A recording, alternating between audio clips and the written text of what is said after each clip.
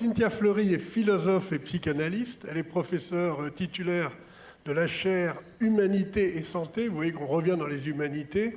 Au CNAM, le Conservatoire national des arts et métiers. Elle est professeure associée à l'École des mines. Elle est directrice de la chaire de philosophie à l'hôpital, ce qui est une première. Donc il y a maintenant, c'est plus une chaire de philosophie à la fac, c'est à l'hôpital, en l'occurrence à Sainte-Anne, à Paris. Et elle a été chercheure, vous voyez qu'elle est au Muséum national d'histoire naturelle. Donc vraiment, elle n'est pas limitée, vous voyez, dans ses capacités, dans ses compétences. Vous avez parlé tout à l'heure, je crois que c'est Patrick qui en a parlé, de l'université des patients, ou peut-être madame. En tout cas, elle a fait avec le professeur Tourette-Rugis la formation de cette université des patients. Donc voilà, je crois qu'on va avoir quelqu'un qui peut parler de ce sujet à fond. Il y a 2 livres de référence. Il y a évidemment Le soin est un humaniste, le tract qu'on vous a montré, puis il y a aussi Les irremplaçables. Je crois que ça, enfin, il n'y a pas que ça, mais ceux-là parlent pas mal des individus et des patients, mais pas que des patients, justement, des individus. Cynthia, c'est toi. Merci, merci beaucoup. Vu qu'il y a eu un chamboulement et que j'étais moi-même la dernière avertie, je vous prie de m'excuser de cela. Et combien de temps ? Ah ben non, là il faut un quart d'heure, 20 minutes, 25 minutes. Ah oui, 25 minutes, non ? 25 minutes pas, non, si mais moi tu me dis ce que tu veux, mais je... Si on peut partir voilà. Pour le train, ça ira. Donc on dit 25 minutes et on laisse le temps ensuite pour un échange, etc. Bon. Oui, tout à fait. Il est 11h24, vous avez un peu de temps, Cynthia, pour qu'on puisse... C'est vous qui décidez, mais si vous voulez, on vous annonce quand il est 12h15 pour que vous soyez à l'aise. Non, parce qu'il y a une autre table ronde. Donc, alors...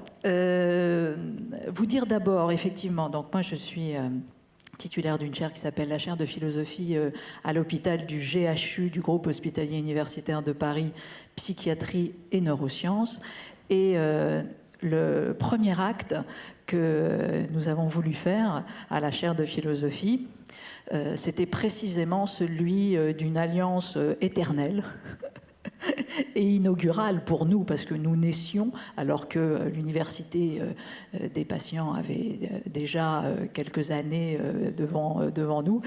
Et nous avons fait cet acte d'alliance absolue, c'est-à-dire nous avons joint nos écosystèmes avec le professeur Tourette-Turgis, qui est devenue la présidente du conseil scientifique de la chaire de philosophie à l'hôpital, et moi-même qui suis devenue la présidente du conseil scientifique de l'UDP. Et donc nous avons fait véritablement un pacte.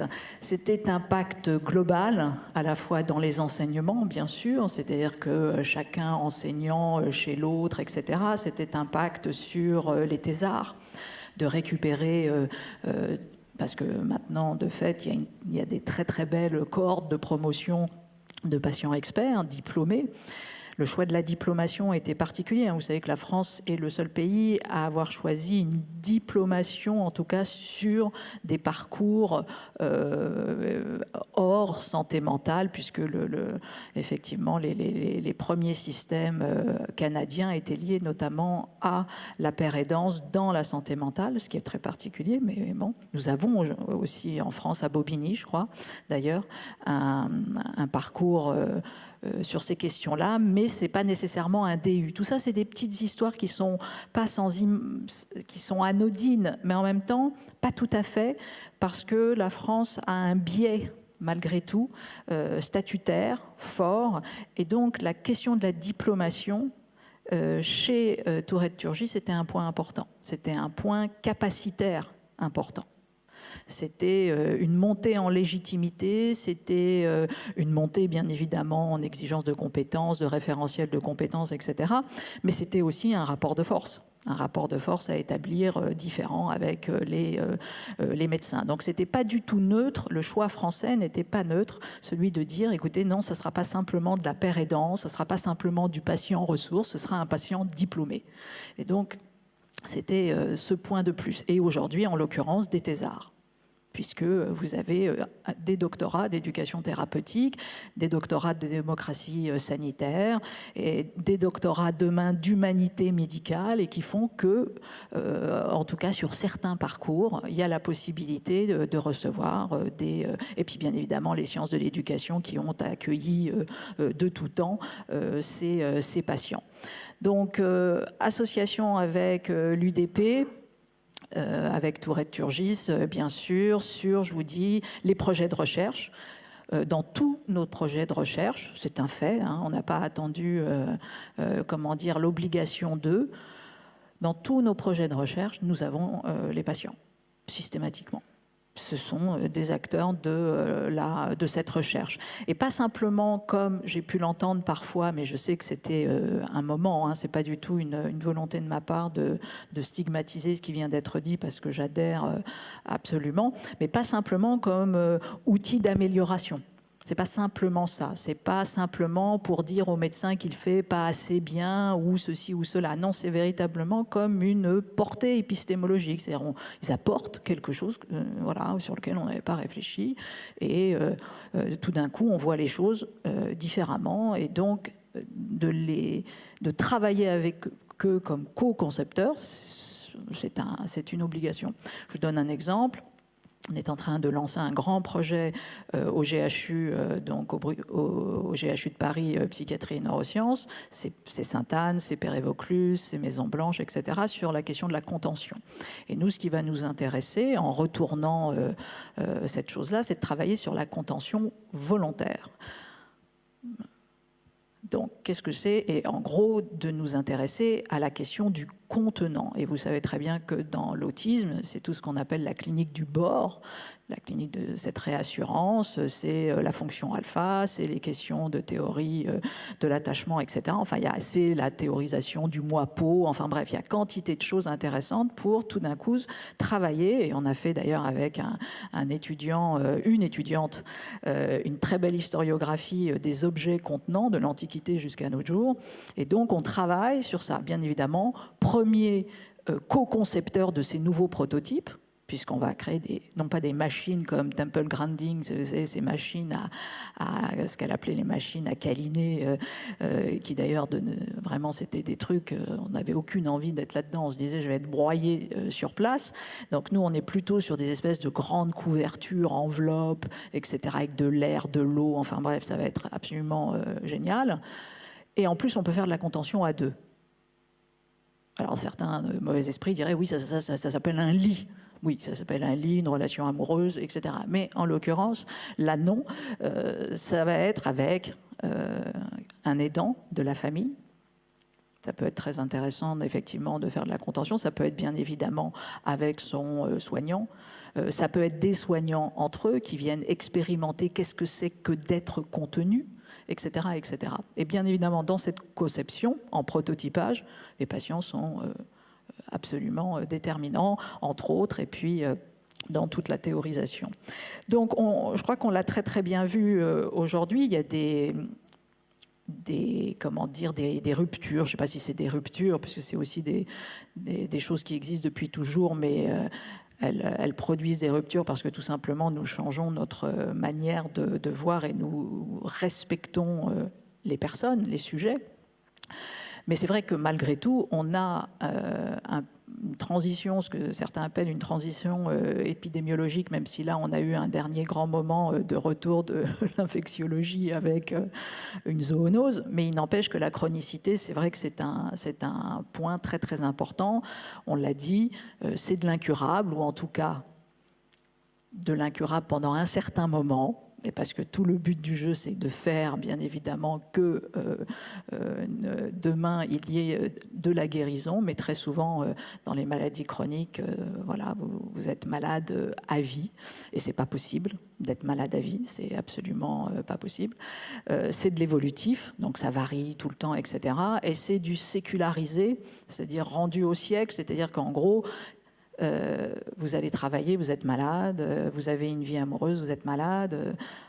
Donc, en gros, vous ne pouvez pas être malade. C'est à un moment donné, vous devez rentrer nécessairement dans une approche capacitaire de cette vulnérabilité. Et nous, tout notre travail, c'est de faire en sorte qu'il y ait ces approches capacitaires. Sans injonction, je le dis, à la capacité, parce que bien évidemment, c'est quelque chose qui se fait avec. On travaille sur cette fonction soignante en partage. Et il ne s'agit pas, à un moment donné, par surplomb, bien évidemment, parce qu'on manquerait la chose, de dire à celui qui est malade, il faut que tu deviennes capacitaire, parce que bien évidemment, ça peut être ressenti comme une injonction à, et comme l'a dit tout à l'heure le professeur Gaillet, certains patients, dans un premier temps, ne veulent pas se saisir de cette capacité. Ça, c'est aussi un travail de faire émerger chez le patient ce qu'on fait en analyse, très bien, en psychanalyse, c'est-à-dire la capacité d'auto-soin. Et d'ailleurs, vous savez qu'en analyse, on les appelle patients par rapidité, mais on dit un analysant, qui est face à son analyste, pour précisément montrer le caractère agent, il faudrait presque dire auto-soignant et soignant. Et si on voulait pousser la vérité de ce que je ne pense pas qu'il y a un soigné et un soignant. Je pense qu'il y a des personnes et il y a le soin qui est une activité créatrice, holistique, et qui bien évidemment demande à chacun de participer de ce grand tout indivisible. Et donc, bien évidemment, chacun va être le tiers résilient de l'autre, et c'est ce que d'autres appellent l'alliance thérapeutique, etc., mais qui est tellement vrai. Et qui est tellement vrai à la fois pour traverser une maladie compliquée, difficile, et qui, vous le savez, atteint toutes les strates du sujet. Et petit à petit, sur des maladies chroniques graves, vous avez tout l'univers de la disqualification, parce que la maladie est un fait social total. C'est comme ça, en tout cas la maladie chronique. Et donc petit à petit, Tourette Turgis l'a très bien montré quand elle a travaillé sur ce qu'on appelle le recovery, la clinique de rétablissement. Dans la clinique de rétablissement, vous avez 6 dimensions. Une seule, c'est la dimension médicale.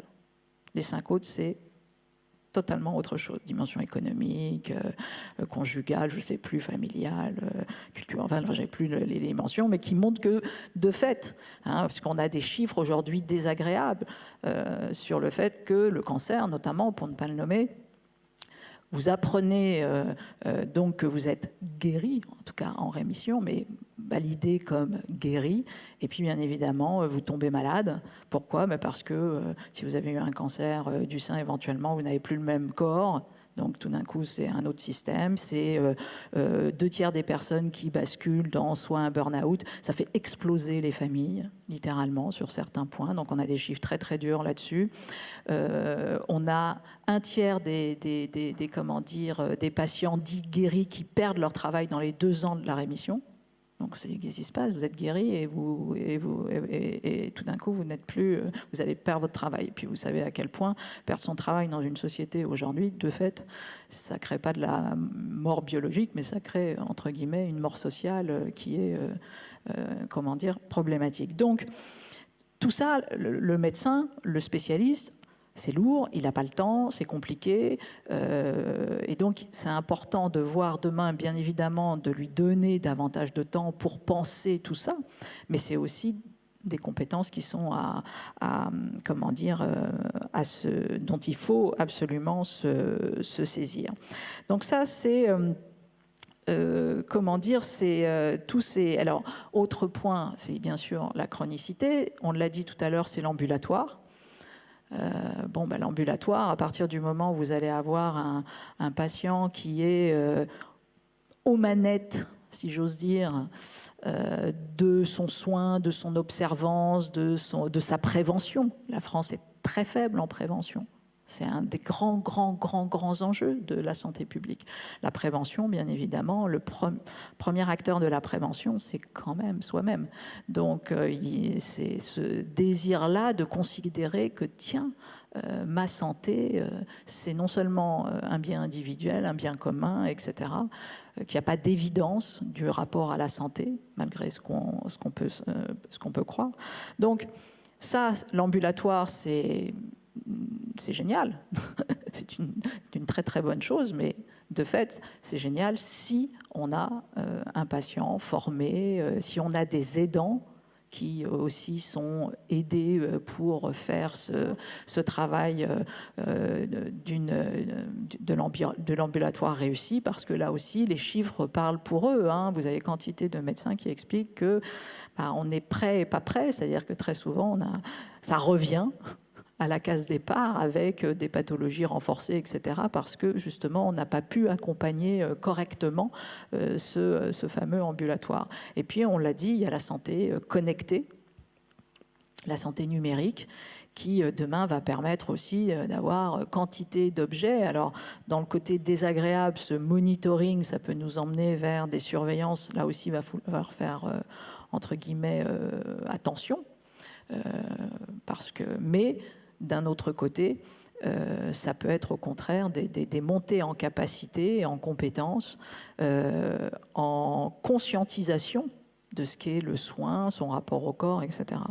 Donc tout ça fait que, c'est vrai, les humanités, la présence des humanités, je vous renvoie à un travail qu'on a fait à la chaire de philosophie à l'hôpital avec le docteur neurologue Nathalie Nars et puis Berthelier, un jeune étudiant, sur la cartographie d'abord de tous les enseignements des humanités médicales en France, essayer de voir un peu qui faisait quoi, comment, etc. Et puis sur des propositions pour que l'éthique, pour que les humanités véritablement soient considérées même comme un critère technique de la décision médicale. Que ce soit un canal entrant des processus cognitifs de la décision médicale, et donc de voir comment on pense des enseignements, etc. Et puis bien évidemment, la présence, encore une fois, des patients ou des auto-soignants, vous les appelez comme vous voulez, dans les cursus, tout simplement pour avancer ensemble sur cette fonction soignante en partage. Alors, je crois sincèrement que vous le savez mieux que moi, mais c'est vrai que tout ce qui renvoie à la démocratie sanitaire, tout ce qui renvoie au fait que la santé publique ne soit pas simplement un objet, comme Michel Foucault a pu le poser, biopolitique, de surplomb, ce qu'elle est aussi. Et Dieu sait si c'est une dérive malgré tout structurelle de la santé publique, précisément pour être en système réflexif, critique, sans cesse avec cette santé publique dont nous avons absolument besoin et qui en même temps, on doit veiller à ce qu'elle soit la moins liberticide possible et la moins discriminante possible pour précisément, parce que vous le savez, la norme est générale. Et quand on a une norme générale, elle est forcément stigmatisante pour tous ceux qui sont plus ou moins loin de cette norme. On en a fait l'expérience avec les questions de confinement, de surconfinement, etc. Il faut les associations de patients. Il faut véritablement ce vécu-là qui rappelle sans cesse qu'on peut avoir les meilleures intentions du monde en termes de principes législatifs, mais il faut des approches jurisprudentielles singulières qui font remonter la vérité de l'endogène, la vérité des situations singulières, etc. Et pour ça, il faut de l'advocacy, du plaidoyer, tout simplement, et donc il faut de formation. Et sincèrement, ces dernières années, en démocratie sanitaire, on a évolué parce qu'il y a eu le sida, parce qu'il y a eu la clinique du sida. Parce que tout d'un coup, des patients ont été à un instant T dans l'histoire, pas longtemps, mais quasiment au même niveau de compréhension d'un phénomène qui était terrible, avec un réel de la mort magistral, et qui tout d'un coup nous ont enseigné à nous tous les patients de toutes les autres pathologies, de dire mais ça y est, il faut se saisir de ça. Il faut se saisir, et là, nous avons un enjeu, pas simplement pour nous, mais pour la société. Et nous faisons monter en gamme, littéralement, l'état social et l'état de droit. Et ça, c'est un point assez extraordinaire. Moi, je suis d'abord, je ne suis pas une philosophe du soin, d'abord, ce n'est pas mon histoire, je suis d'abord un philosophe politique et moral, et de ce qu'on appelle des outils de la régulation démocratique, et bien évidemment, les patients dans cette histoire-là, les associations, la société civile sont des acteurs absolument déterminants pour la santé des individus, mais pour ce qu'on pourrait dire de façon un peu métaphorique, la santé démocratique. Donc c'est vrai que ça, c'est des choses absolument précieuses. Je le dis parce que c'est lourd. Parce que quand on est malade ou quand on a été malade, etc., c'est des doubles peines, c'est des stigmatisations. Mais sachez que, ce sont des voies capacitaires, bien évidemment, pour vous, pour nous-mêmes, pour soi-même en tant que patient, mais ce sont des voies capacitaires vraiment pour nous, la société. Et donc, vraiment, de la même façon que le médecin tout à l'heure a dit, voilà, moi, ça vient aussi me soigner. De fait, moi, j'ai une gratitude infinie envers tous ceux qui travaillent plus que les autres. Je dois quand même le reconnaître. Et les patients, quand ils se saisissent de ça, ils ont malgré tout, ils travaillent plus que les autres. Et donc je les remercie vraiment parce que c'est extraordinairement difficile, mais c'est un point, essentiel. Je voulais d'ailleurs dire un point là-dessus parce que hier, avec toute la question du réchauffement climatique, des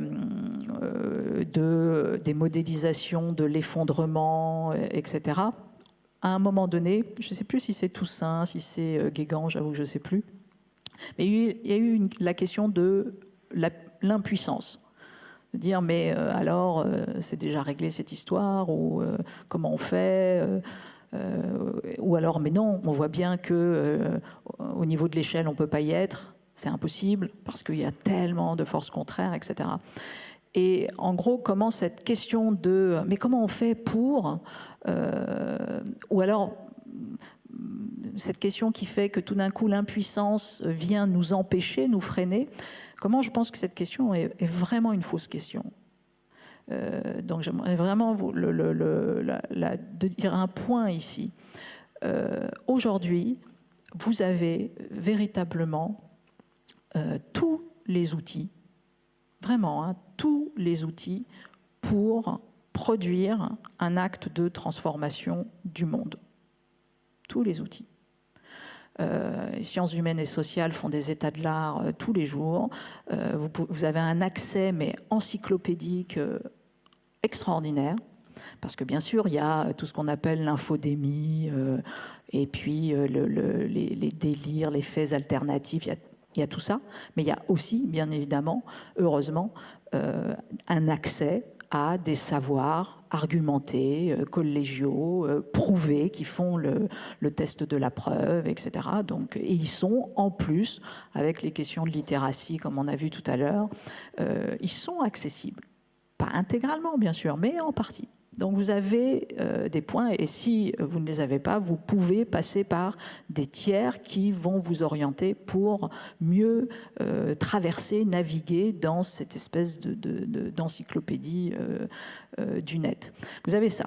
Vous avez Dezio, vous avez la possibilité d'identifier des alliés, c'est-à-dire des gens qui pas simplement ont produit des connaissances, mais tout d'un coup se sont confrontés au comment, à la modélisation, au proof of concept. Nous, on fait des proof of concept, en gros, donc des expérimentations, on va la dire en bon français, des expérimentations, on les modélise, on les met, sur le site de la chaire de philosophie à l'hôpital, sur telle et telle question, pour que n'importe qui dans le territoire, qui a envie tout d'un coup, de faire avancer une question dans les urgences, de faire avancer une question dans son hôpital psychiatrique, dans son EHPAD, etc., puisse faire l'échelon et la transformation. Et quand je dis nous, l'UDP, l'Université des patients, quantité de... Voilà. Donc, si vous voulez, la question, elle n'est pas tellement celle-ci, parce que la question du pouvoir, on peut. La question, en fait, qu'on n'ose pas se poser, c'est bien évidemment, en fait, la question de la démultiplication.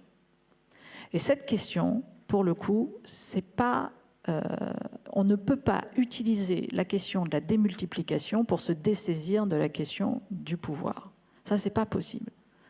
C'est pas possible. Donc, c'est pas parce que, mon Dieu, vous, en choisissant de faire telle ou telle chose, mon Dieu, effectivement, vous ne savez pas si vous allez passer à l'échelle, C'est-à-dire qu'il y ait 2, 3, demain 100, 1000, toute la région qui va vous suivre, etc., que vous devez vous empêcher d'y aller. Donc c'est vraiment deux questions différentes. Et effectivement, sur la question de la démultiplication, je ne sais strictement rien. Ça, je peux vous dire que je ne sais absolument pas qu'est-ce qui fera demain le chemin de la massification. Je ne sais pas. Je ne sais pas si ça existera, je ne sais pas si la transition écologique telle que nous l'avons pensée va se faire, etc. Je n'en sais strictement rien. Ce que je sais, c'est que les outils aujourd'hui pour faire une alliance entre justice environnementale, justice sociale, justice économique existent. Et que donc, bien évidemment, il y a tout le... Et généralement, qu'est-ce qu'on fait? On essaye d'avancer individuellement comme on peut, et puis de cranter avec un niveau régional, un niveau international, etc.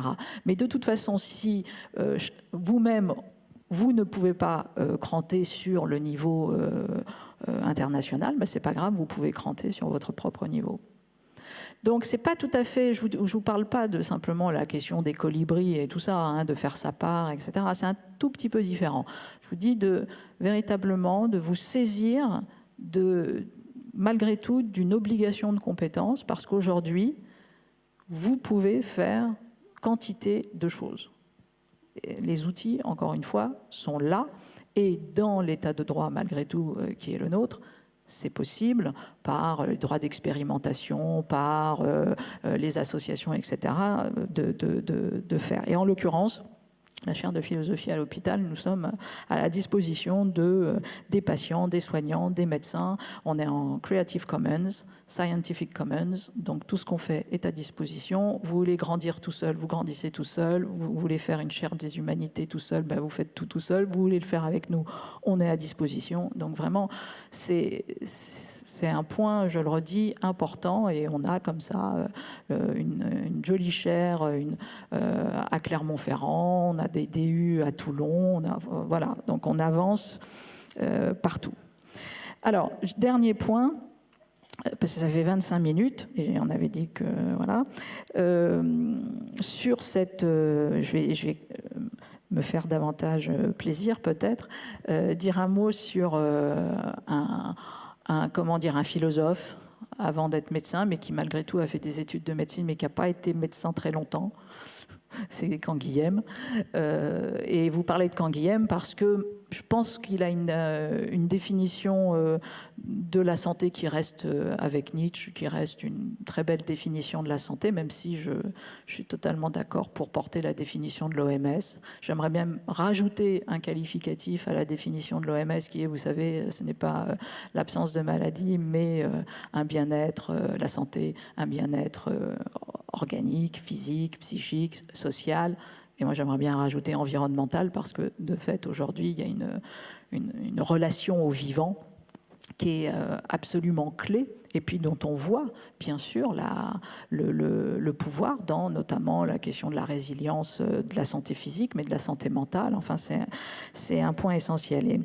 Et ce que je trouve intéressant chez Canguilhem, et c'est pour ça qu'il peut nous aider à bien comprendre ce qu'est une maladie chronique, c'est que Canguilhem, vous le savez, bon, c'est le normal et le pathologique, c'est le fait que la dissociation entre les deux n'est pas si simple. Qu'est-ce que la santé ? La santé, c'est l'invention d'une nouvelle norme de vie. Et je pense que c'est très intéressant, précisément, hein, quand on se situe du côté du sujet. Bien évidemment, il dira toujours que le soin est une activité holistique, que la médecine est un art de la vie. C'est des choses très simples, mais ça veut dire quoi? Ça veut dire que si la médecine est un art de la vie, donc ça veut dire déjà que ce n'est pas qu'une science, c'est un art, c'est un ethos, c'est une manière d'être, c'est un style. Donc c'est une subtilité, c'est une relation qualitative et singulière aux choses. C'est un art de la vie, c'est-à-dire qu'il faut chercher à écouter la vie à l'intérieur d'un sujet. C'est immense. Alors bien évidemment, on est obligé de réduire pour produire des savoirs spécifiques, mais un art de la vie, c'est quand même extraordinaire de dire que la médecine est un art de la vie, c'est-à-dire que la médecine, elle va aller essayer d'accompagner fondamentalement la vie dans son émergence, dans sa puissance de résilience, voilà, dans sa surprise. Donc c'est ça qui est bon. Donc moi, bien évidemment, philosophe, ça me passionne. Donc ça. Et la question de la norme de vie, elle est essentielle parce que, et ça c'est une problématique que je vois souvent avec mes analysants, c'est que les analysants, en tout cas ceux qui ont à la fois soit des névroses sévères, soit même au-delà, des choses plus compliquées, ils ont un sentiment que voilà, il faudrait revenir en arrière. Il faudrait retrouver le corps d'avant qui était sain. Et ça, précisément, on le sait tous, c'est absolument improbable. Et donc, en fait, la vérité de la réparation, c'est la création. Et donc, nécessairement, l'invention d'une nouvelle norme de vie, c'est la manière fondamentale dont on guérit. Et donc, tous les acteurs, voilà, sont là pour produire cette invention singulière, qui bien évidemment a une part d'objectivité, hein, puisque c'est tout le savoir, mais qui est nécessairement, dit Canguilhem, quelque chose qui échappe au savoir de la juridiction objective. Voilà, je vous remercie, je voulais dire ces petits points et puis bien sûr échanger avec vous.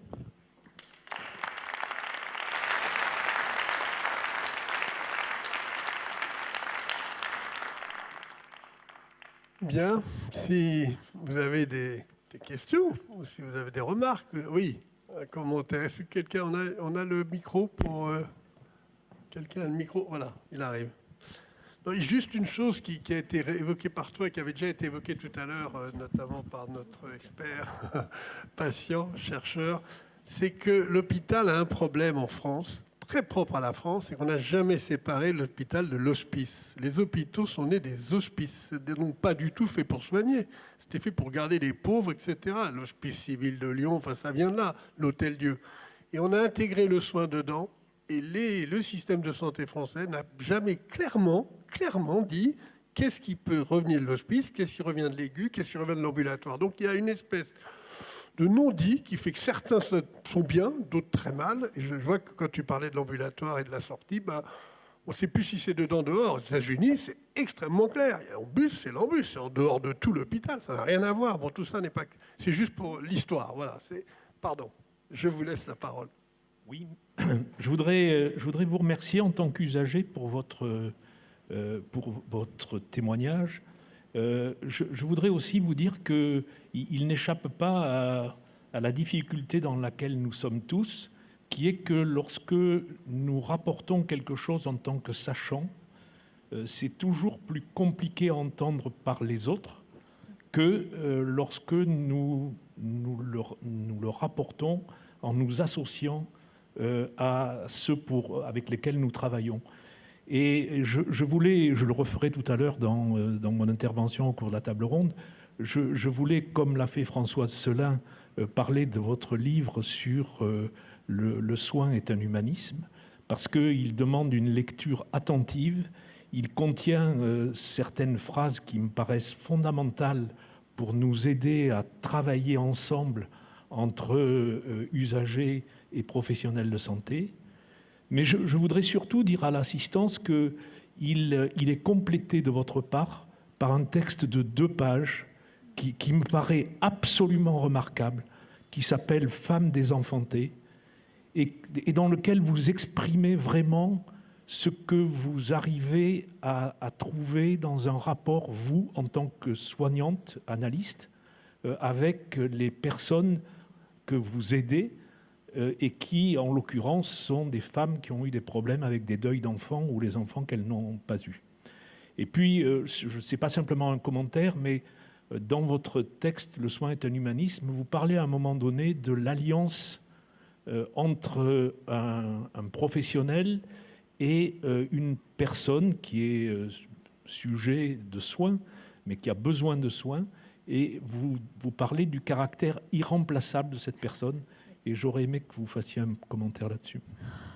Oui, il y a le soin est un humanisme. C'est d'ailleurs juste c'est la leçon inaugurale de la chaire Humanité et Santé du Conservatoire national des arts et métiers.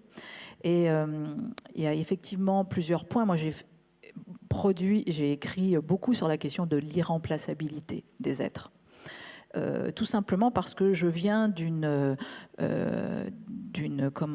école, même si je n'en viens pas de façon sociale, mais j'en viens de façon théorique, qui est ce qu'on appelle l'école de Francfort, la théorie critique, c'est-à-dire en gros une école qui va d'Adorno, Théodore Adorno, jusqu'à aujourd'hui Axel Honneth, même Habermas, etc. Donc c'est une grande école avec Lucas qui a travaillé sur les notions de réification. Donc, en gros, comme étant l'objet non dit qui est derrière un système hyper capitalistique. Je ne fais pas de l'idéologie, là, hein, c'est vraiment, pour le coup, structurant, c'est comme ça. Et donc, la réification, c'est le devenir chose. Bon, pour différentes raisons, je ne vais pas rentrer là-dedans. Bon, dans ce système-là, il s'avère que, je pense que moi, en tant qu'analyste, très, très rapidement, pourquoi ? Parce que je suis arrivée depuis 20 ans, vous avez des processus de rationalisation gestionnaire partout, qui sont en fait des processus aussi de réification à différents niveaux, je ne vais pas rentrer là-dedans. Et donc très très vite, j'ai été amenée à suivre des personnes qui tombaient en burn-out. Donc d'abord, il y avait le burn-out des patients, et puis après, j'ai eu le burn-out des soignants. Donc j'ai eu toute la chaîne, puis après le burn-out du directeur des hôpitaux. Donc voilà, donc en gros, on a pu faire toute la supervision. Mais plaisanterie mise à part, voilà, c'est très simple. Le sujet, ça va être une tautologie, le sujet humain, l'individu, doit faire sujet. Voilà, donc voilà, la leçon s'arrête ici. Voilà, donc ça paraît une tautologie. Le seul truc, c'est que non, bien évidemment. Donc le sujet doit faire sujet. Si un sujet ne fait pas sujet, il tombera malade. Ça sera sa manière saine de montrer qu'il est un sujet, si vous voulez. Et donc il tombera malade. C'est-à-dire qu'il est en bonne santé psychique et donc il va tomber malade. Donc on va rendre malades les gens à leur faire croire qu'ils sont remplaçables au sens où ils ne sont pas sujets. Donc tout mon travail, c'est de restituer cette irremplaçabilité. Voilà. Irremplaçabilité ne veut pas dire mégalomanie délirante, hein, du tout. Ça ne veut pas dire hypertrophie du moi. Non, ça veut dire sujet. Ça veut dire sujet, ça veut dire comment tout d'un coup je peux être acteur dans la vie, etc. Et donc moi, mon premier travail, c'est de restituer ce caractère irremplaçable des sujets et surtout la conscience de ça. Et dernier point, il y a un autre concept que sur lequel j'ai essayé de travailler, qui est la notion de vérité capacitaire, parce qu'on me demandait souvent, mais c'est quoi la différence entre un philosophe, une psychanalyse ? D'habitude, ça ne s'entend pas, c'est vraiment totalement antinomique, etc., etc. Et une des petites différences, c'est que je crois, malgré tout, même si c'est pas aussi simple que ça, mais une petite différence, c'est que quand, en tant que philosophe, vous vous intéressez à la question de la vérité, notamment. On ne va pas rentrer là-dedans de qu'est-ce que c'est que la vérité, etc. Bon. En tant que soignant, je pense, mais peut-être que vous me tromperez, pardonnez-moi, j'ai fait un anglicisme que vous allez me dédire. Je pense que vous vous intéressez à la vérité capacitaire, ce qui n'est pas tout à fait la même chose. C'est-à-dire que, bien évidemment, c'est la vérité qui est importante. Bien sûr, on ne va pas mentir à nos patients, c'est hors de question. En revanche, on se soucie que cette vérité produise, je pense, un désir de soin, un consentement aux soins, donc une capacité. Alors que, sincèrement, en tant que philosophe, je peux me dessaisir de cette obligation conséquentialiste, si vous voulez. Je pense que, sincèrement, en tant que soignant, je ne peux pas. Ce n'est ni éthique, enfin, ça n'a pas de sens. Donc c'est quand même une vraie différence de produire d'un côté de la vérité capacitaire et de produire de la vérité de l'autre. Juste pour préciser, un des livres s'appelle Les Irremplaçables, parmi tous ceux que tu as écrits, et le soin est un humanisme, il est 3 € quelque chose, et on peut même le trouver en PDF. Bon, enfin voilà, sur Internet, vous aurez ça vaut le coup. il y a des phrases qu'il faut relire. Hein. Et Cynthia, moi je suis un chirurgien, moi, hein, c'est un manuel. Hein. Il y a des trucs qu'il faut que je relise quand même. C'est magnifique, c'est un magnifique livre. D'autres, c'était les sirènes, mais on peut quand même, la sirène, c'est pas l'alarme. Hein. Madame Fleury peut rester, hein, encore un peu. Bon. Ah, pardon, une question, peut-être, oui, là-haut.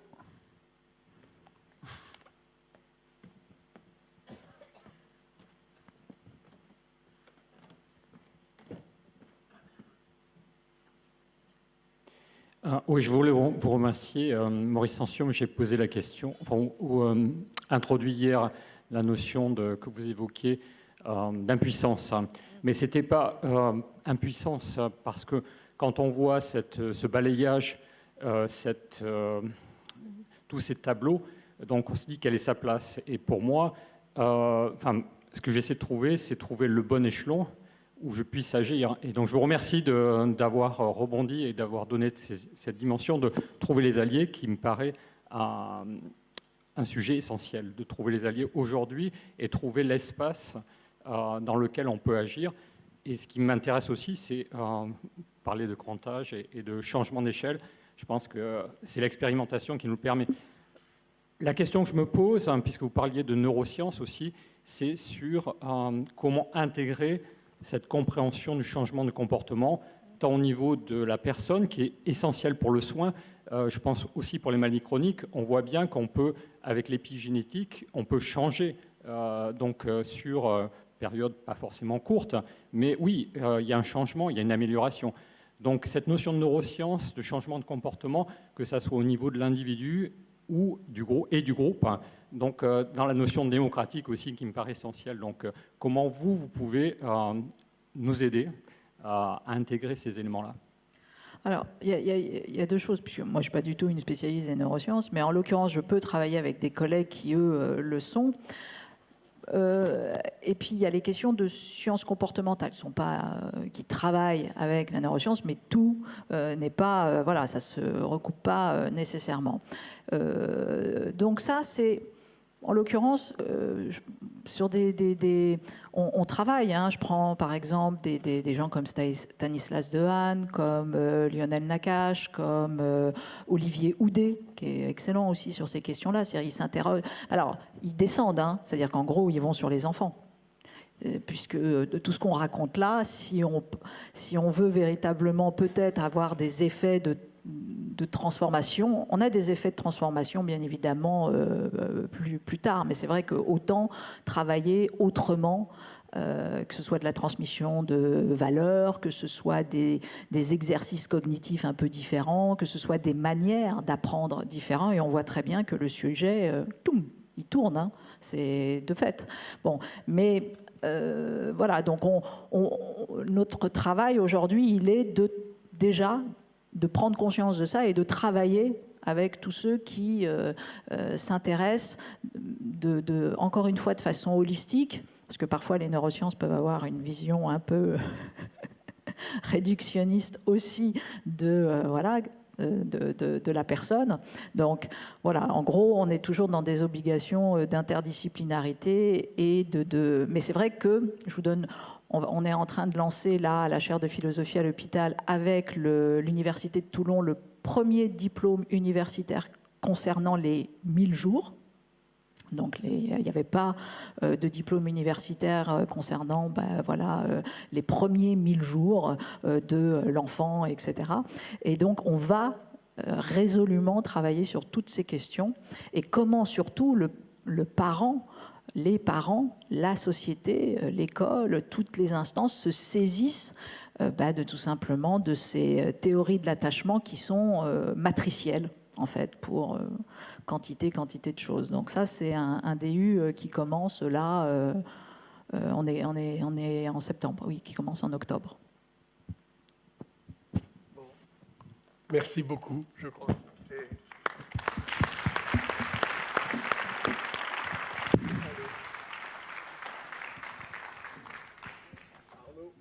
Arnaud, à toi. Le son, c'est possible, merci. Cynthia, je suis désolé, je vous appelle par votre prénom, mais donc, madame le professeur Cynthia Fleury. On a la chance de vous rencontrer aujourd'hui grâce à professeur Gaillet. Et je voulais juste, vous avez vu qu'on a...